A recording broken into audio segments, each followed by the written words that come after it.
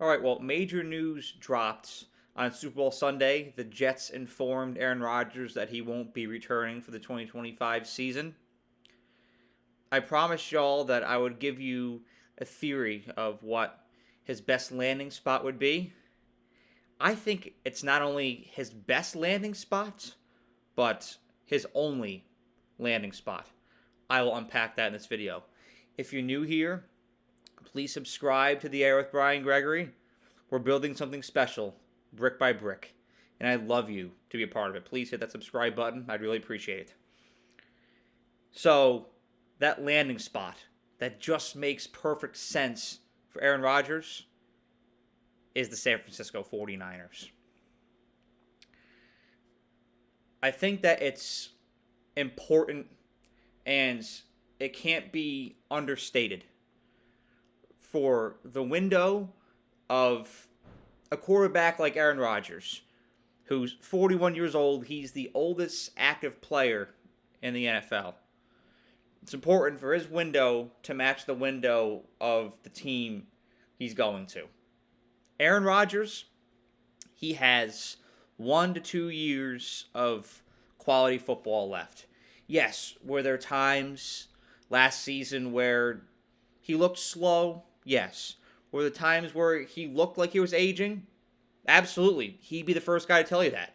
His mobility is definitely not the same as it was in 2015 either. But there were still points last year where you saw that accuracy was still there. That quick release. The athleticism, he still had it a little bit. And when you pair somebody like Aaron Rodgers with a roster like San Francisco that's still very deep, it can be dangerous. He's got about a year or two left of quality football. The 49ers have about a year or two left of this core that they have being guaranteed to be intact. After the 2025 season, George Kittle's contract is up. After the 2026 season, Fred Warner's contract is up. Christian McCaffrey is getting older. He's battling injuries seemingly every year. Trent Williams, one of the best offensive linemen in the NFL, he's getting older as well. Retirement may not be as far off as it seems. So it is win now for the Niners. This window, realistically, for this team to pursue a Super Bowl, got about a year or two left. And then things start to unravel. They start to fall apart. That core starts to disintegrate. Their window of opportunity matches Aaron Rodgers' window of opportunity.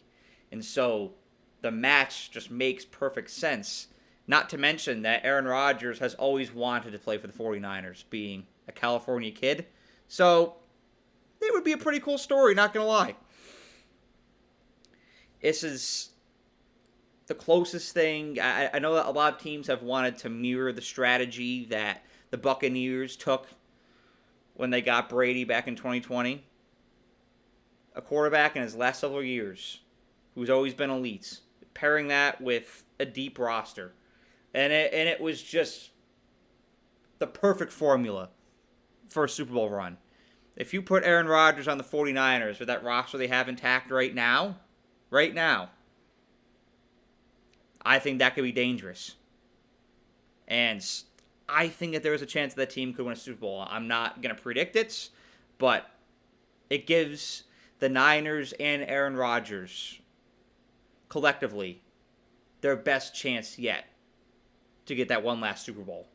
Bringing in Aaron Rodgers also alleviates one of the 49ers' most pressing dilemmas right now, and that is the possibility of a Brock Purdy extension. I think that Brock Purdy's a great player, but given the market value for a quarterback of Brock Purdy's prowess right now, it will be expected that he'll get paid between $50 or $60 million annually with this extension. And so, if you're the 49ers, You really have to reflect and evaluate if that's worth it. Because it's not a question of whether Brock Purdy deserves that money or not. I really believe he does.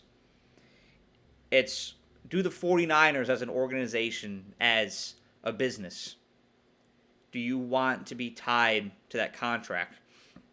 Because you look at the situations that other teams in the NFL have gotten themselves into with contracts like that. Look at the Giants paying Daniel Jones $40 million a year. And now, granted, Daniel Jones is not nearly in the same stratosphere as Brock Purdy, but the fundamental is there of overpaying a quarterback. Dak Prescott. The Cowboys are tied to Dak Prescott now. $60 million a year annually. You're committed to a guy who's really good, but there's a ceiling. And the question is, will you ever be able to overcome that ceiling? Will you as an organization be able to reach your ultimate goal, which is the same as everybody's ultimate goal? Winning a Super Bowl with that guy, a guy like Dak Prescott, a guy like Brock Purdy. They're fan favorites. They're going to put asses in seats. They're going to sell merchandise. I'm not worried about that. The Cowboys and the Niners, they want to get to the promised land. Well, when you're investing that amount of money into a quarterback, you want to be certain that he's the guy that's going to lead you to the promised land, that ultimate goal of getting rings for everybody in your organization and bringing a Lombardi trophy back to your facility. That commitment is scary. And it's a huge decision because Brock Purdy has brought the Niners to 2 conference championships and almost delivered San Francisco a Super Bowl. It was this close. So there's a lot of value there, and he has a lot of leverage. And if they want to keep him, they're going to have to pay him between $50 and $60 million annually.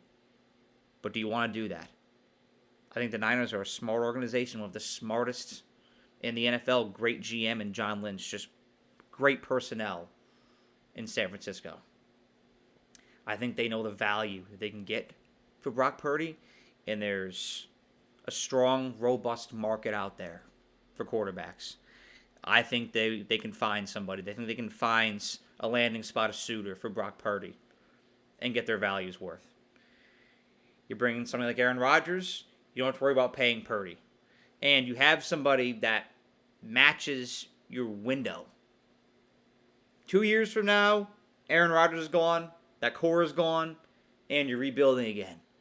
But if you're the Niners and you're Aaron Rodgers, you want to have that comfort, that peace of mind of knowing that you laid all of your chips on the table and made that one final push for a Super Bowl.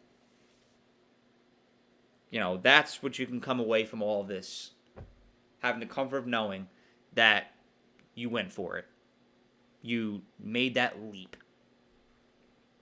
If Brock Purdy stays a few years from now, if the 49ers retain him, they give him that extension, you're then going to have him with a less talented receiving core than they have now, because they're not going to be able to pay everybody. So it's going to be a less talented receiving core, you're going to have a less talented O-line, and there's going to be a ceiling on that team. And there's going to be frustration from fans because the 49ers are paying all that money and they're not getting the Super Bowl. It's going to be the same thing that the Cowboys face right now. You're paying Dak all that money and you're not ultimately getting to where you want to be. I don't want to see the Niners in that predicament. They don't want to see themselves in that predicament. And I think that Brock Purdy's a great quarterback and can flourish somewhere else and get paid a lot of money to do so. It's a win-win-win-win-win for everybody across the board. Lastly, I said this earlier in the video, and I'm circling back to it now. There's just no other suitors for Aaron Rodgers out there that really makes sense besides the 49ers. You know, I'm hearing a lot of talk about the Steelers. They have 2 guys in that quarterback room right now, Russell Wilson and Justin Fields. They may move off of one guy. They're not moving off of both. And so it's weird to bring in Rodgers and insert him in that situation, say, hey, Russ, hey, Justin Fields, You're going to sit this year. We're going to play Aaron Rodgers. And then you'll get your shot again next year, but we're going to give one last shot at Super Bowl window with Aaron Rodgers, and then we'll play you again. Yeah, good luck with that conversation. It's a really clunky fit. Aaron Rodgers in Pittsburgh, I don't love it. I've heard Minnesota a lot as well, and that too just doesn't make a lot of sense. I'm not as low on Sam Darnold as so many people are. He helped the Vikings win 14 games this year. That's pretty remarkable. I think it was pretty good. He had a couple rough games at the end of the year, but I think overall, when you assess the scope of his season, I think Sam Darnold had a pretty good year. And you also have a first round top 10 draft pick in J.J. McCarthy in the garage as well. Bringing in 41-year-old Aaron Rodgers doesn't make a lot of sense for Minnesota. Also, he was a former Packer, and as somebody who believes in rivalries, I don't love that either. It's literally the Brett Favre path again, which that's just bizarre. And then I've also heard the Raiders a lot. And that doesn't make a lot of sense either, because that's just reverting back to the Jet situation. There's not much of a foundation there. Organizationally, the Raiders have a lot of work to do right now. They're in a position where the Commanders were several years ago. Like as an organization, they're rebuilding, they're retooling. The roster's not deep at all, and bringing in an older quarterback like Aaron Rodgers, the pairing is almost inevitably going to be a failure. So I don't like Aaron Rodgers in Vegas either. The 49ers seems to be the only one to me that makes sense. 1 to 2 year window left for Rodgers, 1 to 2 year window left for the Niners with their core right now before we got to start worrying about contracts again and keeping the team together. And both entities, when they're paired together, I think that like Brady and the Bucs in 2020, Rodgers and the Niners together have a realistic shot of competing for a Super Bowl. Let me know what y'all think of this take in the comment section below. Have a great day.